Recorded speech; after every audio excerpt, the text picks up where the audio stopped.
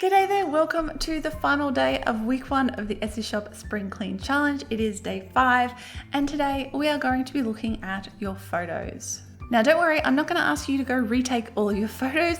That's not what today is about, because remember, this challenge is about doing small, easy, quick things that you can fit into your daily work.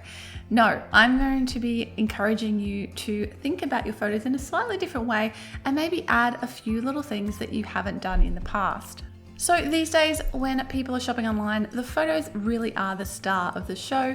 They're the thing that's going to convince people to buy or not to buy. So today we're talking about all of the photos of a product or attached to a product.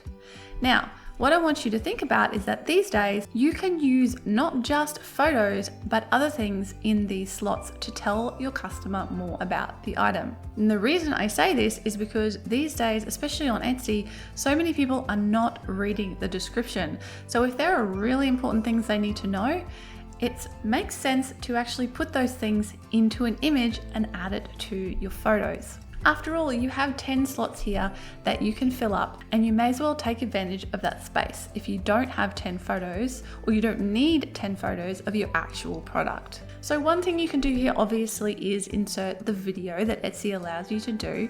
If you happen to have a video of you making that particular product or that type of product, you could put that in here today, and that will give you a little bit of a boost. In my shop, I have videos in a couple of different products. I have a video that I made showing how we make our rings sped up, really quickly.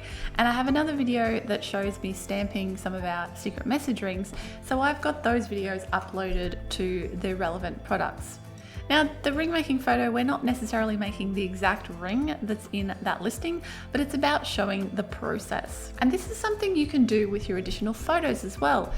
I encourage you to consider having a photo of you making in your studio. So if you happen to have a nice photo that you use in your about section of you working with your hands in your studio, making your product, then put that photo into your products as well.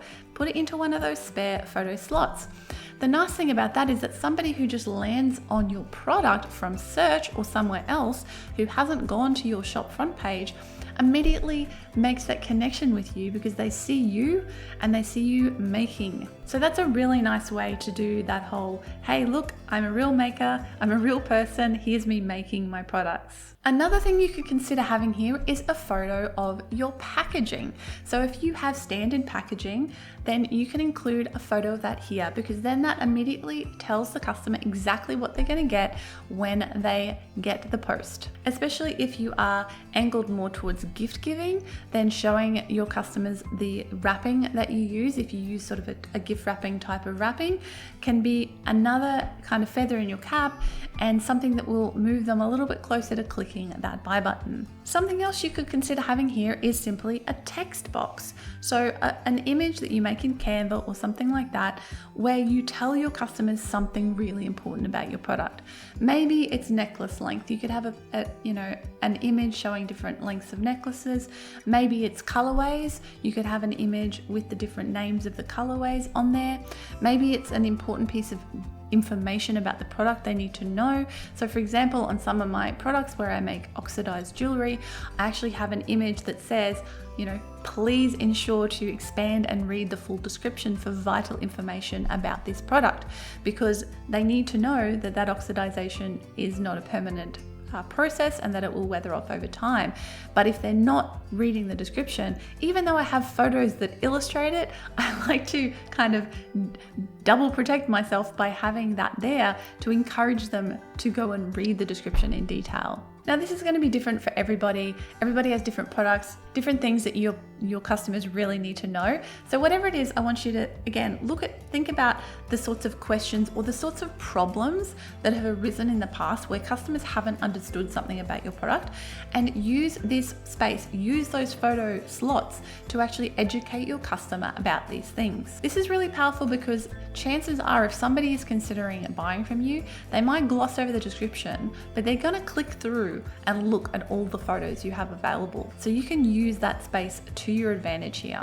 So look at that today and consider if you want to make any of these changes, if you want to add a making photo, a packaging photo, some text images that tell your customers something important about the product. And that is something that you can do pretty quickly to all your products. Like if you're adding the making picture and the packaging picture, you can probably just use the one picture and add them to all your products quickly, and that will just elevate them that little bit without too much extra work.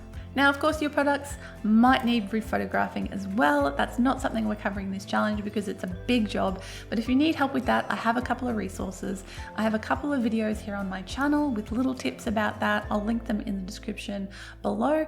I also have a workshop in my membership community, the Thriver Circle, on how to improve your product photography, where I go into much more depth and detail about this. You can check that out in the description box below as well.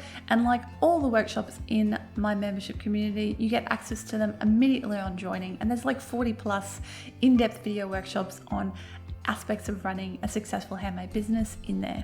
As well as, of course, everybody who joins gets access to my year-long course, Your Year to Thrive, which takes you on a journey through everything you need to know to start and grow a thriving and profitable handmade business.